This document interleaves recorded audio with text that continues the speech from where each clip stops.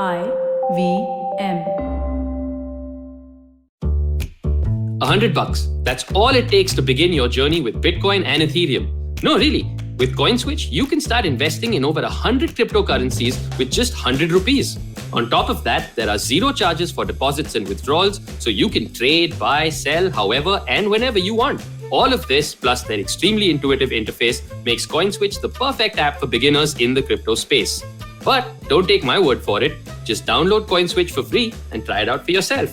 If you'd like more information on cryptocurrencies, tune into a show about crypto with me, Rohan Joshi, my new adventure on IVM podcasts.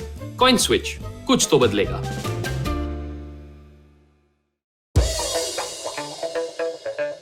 Here's your smart fact of the day. So what is the duck test? When in doubt, apply the duck test. So basically, if it flaps like a duck, swims like a duck, maybe waddles around like a duck, then it is a duck. Why do I say this? Because if I have to ask myself, is Facebook a platform or a publisher? Or is Twitter a platform or publisher? Then perhaps we need to apply this duck test and we'll find out what the truth is. Won't we? Well, welcome to this episode of Smarter with Sid, wherein we are going to figure out platform or publisher, what is social media, especially like Facebook and Twitter. Let's go. So no, seriously, let's apply the duck test to social media, right? For starters, if Facebook and Twitter and every other social media exercise editorial discretion, like publishers, kill stories like publishers, make final decisions about how to frame content for their readership like publishers, well, some people might say they are in fact publishers. And in fact, New York Post in 2018 ran a big article which said exactly this. While they also say that they don't commission all the stories they run, well, nor does a normal newspaper like the Washington Post, for example. It doesn't run all of its stories. It doesn't commission all of its stories. It actually borrows from other newspapers and borrows journalists sometimes. But the fact is that we need to figure this one out because it is going to have deep, deep implications across countries. We've already seen this happen in Australia when the Australian government told Facebook and Google that because they are publishers, they need to pay royalty to the other publishers that they're borrowing content from. And Facebook and Google decided to really fight this tooth and nail. And well, it's kind of a compromise solution that they found in Australia, but India is going to follow suit. And we're going to figure this one out very, very closely on Smarter with Sid because this is going to change the entire digital landscape. So let's consider a lot of the factors that are making up for this storm in not a teacup. But first of all, we got to figure out what a platform is and what a publisher is. So let's assume a publisher is like a traditional newspaper that, basically it employs journalists. It also employs freelancers. It allows for content to be displayed and is responsible for the content that is being displayed in its newspaper, whether it's an offline form or an online form. What does this actually mean? Legally, it means that if the newspaper has put out some content, it has some sort of liability, perhaps limited, perhaps unlimited, really doesn't matter. And I don't want to get into the weeds, but it has some liability towards and responsibility towards the kind of content that is coming out. Also, it is earning money for the content that it is producing, and therefore the business model is very clear. So whether it's the Washington Post or whether it is the Times of India, we know what a publisher is. Now, what is a platform? A platform is, let's take Twitter. A Twitter feed of some user is happening on the platform Twitter. Now, this means that Twitter can claim that Twitter is not responsible for the content that its users are actually putting out there. So therefore, Twitter says that it is not a publisher, but it's just a platform for people to express their opinions, people to express their feelings and, just comments, but also share content that they like. Now, this is where the whole thing gets into a bit of a tizzy. But having understood what a platform is and what a publisher is, let's understand the gray area in between. Now, Twitter, for example, does ban certain users from using Twitter. It gives them fair warning. And a lot of times, if you're sensible and if you're logical, you might say Twitter is doing well because it is getting rid of obnoxious people from its platform. But the fair-minded amongst us might say, isn't Twitter actually then editing things? Isn't Twitter not commissioning these people to put content up? Now, this is a very thorny issue because this actually connects to freedom of speech. Now, freedom of speech is interpreted differently in the US, interpreted differently in the UK, interpreted differently in India and everywhere else. Because freedom of speech really is connected to the culture of the country that freedom of speech is actually, practiced in. So it becomes a bit of a quagmire. Now, Facebook also might say that, look, I am not responsible for the content that my user is putting up. I'm just allowing him or her to have a chance to express themselves. And that is what a platform does. But if Facebook and Twitter are going to make money off the kind of content that an individual user is putting up, then they are kind of bound to be responsible for that, and also bound not just in a ethical sense or in a legal sense, but also from a business perspective. Perhaps they might need to share some monies with the people who have actually generated that content. So it has multifaceted, sort of angles and sides, this little wicked problem of ours.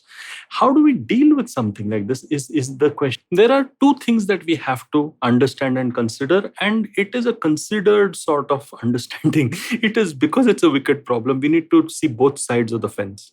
Now, when Twitter says, that it is unbiased when it comes to implementing its policies, it will not allow a certain kind of content to come up which will endanger people or which will shame people or whatever it is, and they are good policies.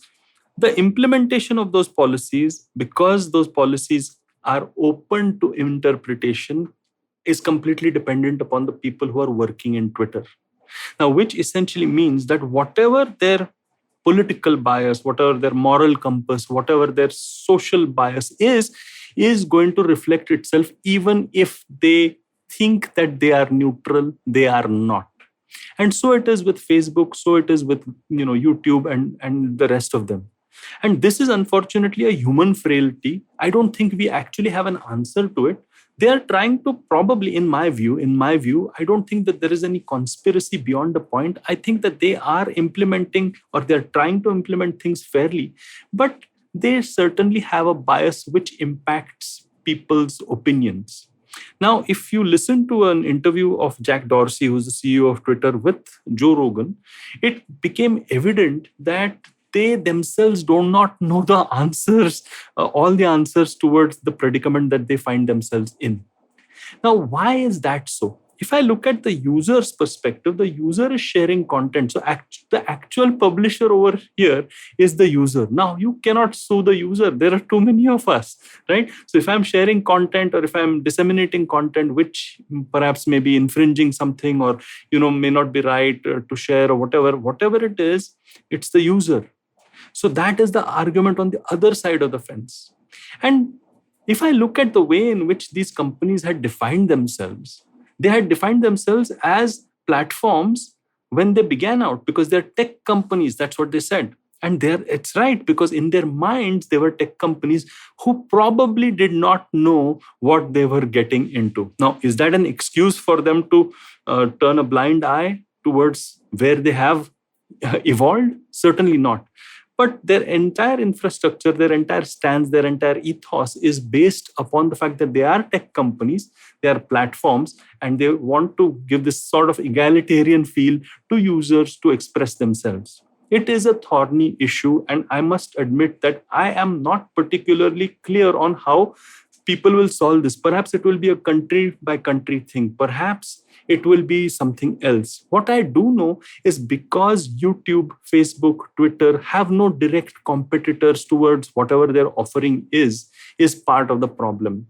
Right now, these giants, they are kind of monopolizing the conversation. They're editing the conversation. They are manipulating the conversation because that's what they do, because they would claim that that's what their users want.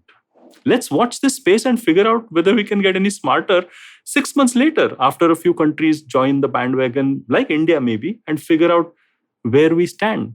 Are these publishers or platforms? Well, I hope that I've been able to shed some light, at least give you a perspective on this issue. Sometimes, there is no truth, but there is a perspective. And this perspective might help you make your moral compass or make your business compass go one way or the other. Thank you for listening to Smarter with Sid. Hopefully, we are all 1% smarter every single time we interact with each other. And hey, if you like what you're hearing, I'm the Traveling Professor on LinkedIn and on Instagram. And if you like podcasts like these, just check out the stuff that IVM Podcasts is up to. You will be really pleasantly surprised. On that happy note then, let's see each other next time.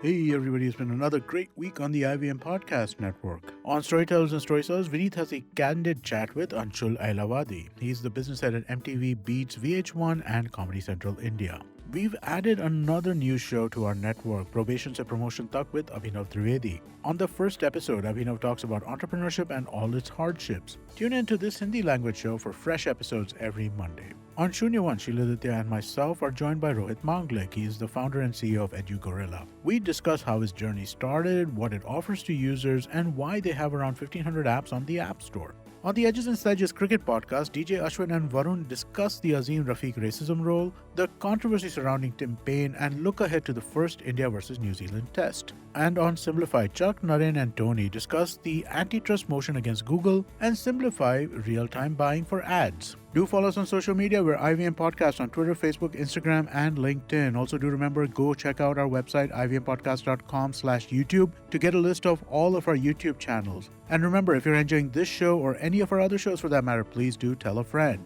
And finally, we would like to thank our sponsors on the network this week: Cred, Bank of Baroda, HDFC Mutual Fund, CoinSwitch, Kuber, Intel, and Oxfam India. Thank you so much for making this possible. Eventually, you'll see the end of your childhood, Get accustomed to womanhood. enjoy the experience of sisterhood, Might get to wifehood or not, choose motherhood, or not.